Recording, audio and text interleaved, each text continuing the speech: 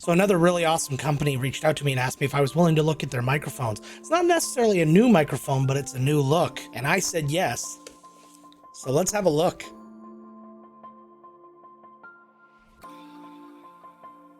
Hey everybody, welcome back to the channel. I am Joe Finley, and today we are looking at the Shure MV7 White Noir edition. It's a limited edition version of the MV7. It has USB and XLR connectivity, it has its own app to connect to, and it's a beautiful looking microphone, so let's just get into it. So in the box, it comes with the quick start guide, 2 cables, a micro USB to USB-C cable, and a micro USB to USB-A cable. That is right, the back of the microphone actually does have a micro USB connection to it, not a USB-C. And you got the microphone itself. It'd be considered the stubbier version of the SM7B. So if you look at the back, you'll see, like I said, they have the micro USB connector, a headphone jack, and an XLR port. If you look at the mount, you can see it only has the one size thread here. It would have been nice to see something similar to kind of what the Rode Pod mic did, where it had the 2 different ones in there. They definitely had the space to do it, but that's okay. That's not a giant deal. Across the top of the mic, you actually have a touch panel. It has a mute button on one side. The other side, you toggle between your headphone and microphone volume, and you just slide your finger across the levels to the top, and you'll see on the top there's a bunch of LED indicators to show you where you are. Has a nice windsock on it to give it that kind of Shure look. You know what I'm talking about. If we take it off, it actually comes off quite easily.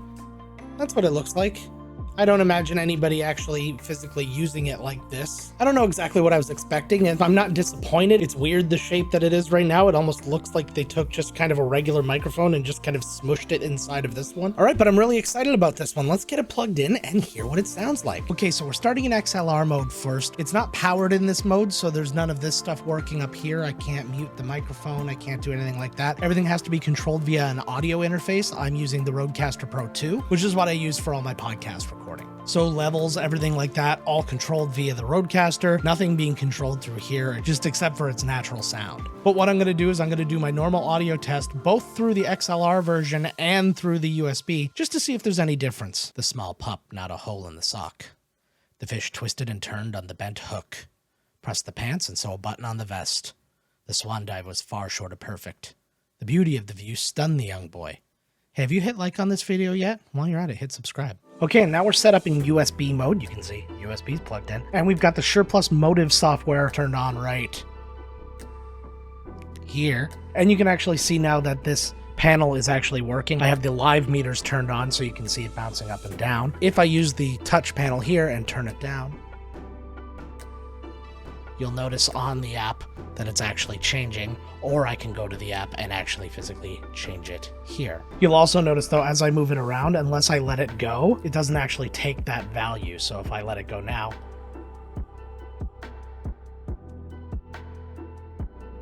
and the audio's back when I let go of the mouse. Our monitor mix, very simple EQ setups and things like that. I don't really recommend using these because like in OBS or anything like that, you actually have good VSTs that you can use. I use my Reaper plugins and things like that on microphones that come into here. To have something so simplistic, I mean, it's a nice little tool to have, but if you want to really personalize it to your voice, I'd recommend using like proper plugins. There's a limiter here, so we'll do a little bit of test. We'll get a little loud with the microphone and then we'll turn it on and see if it makes any difference. So everybody subscribe. Everybody subscribe. We have a compressor, which is nice. I'm not used to this kind of version of a compressor as far as light, medium, heavy. I don't know what those exactly mean, so I would suggest if you are using this to kind of play around with it. I use a 4x1 compression rate, but then over here you can go to auto level. Then you see a different setup right here. There are presets that you can actually save based on what you set up here. You can do a mic mute right from here. You could do it from here. Now that I'm thinking about it, at least the way I have this mic set up right now, the mute button and the toggle, well, the toggle button not so much, but the mute button is kind of in a rough spot. You kind of have to really kind of finesse your fingers, and I got like those sausagey fingers, hashtag sausage fingers. It has a mic position preset for near and far, and it's just going to make adjustments based on where you're actually set up. Being on the mic arm, I should be near. It would be far if it was sitting on a stand or something like that, further away. And the tone is just a matter of dark, natural, and light. So a darker one is a more bassy, dark tone. You go back to natural, and then this is kind of the bass. This is me kind of thing, and then the bright. It should give you a little bit more of those high frequency tones. But with all that said and done, I want to do those test phrases again and hear what it sounds like through the USB as compared to the XLR. The small pup, not a hole in the sock. The fish twisted and turned on the bent hook. Pressed the pants and sew a button on the vest. The swan dive was far short of perfect. The beauty of the view stunned the young boy. Hey, you should go ahead and subscribe to my new channel, Miscast Play. I haven't got a video up there, but it's going to be some soon and some streaming. Okay, so I'm going to go have a listen to it, and I'll be back to tell you what I think.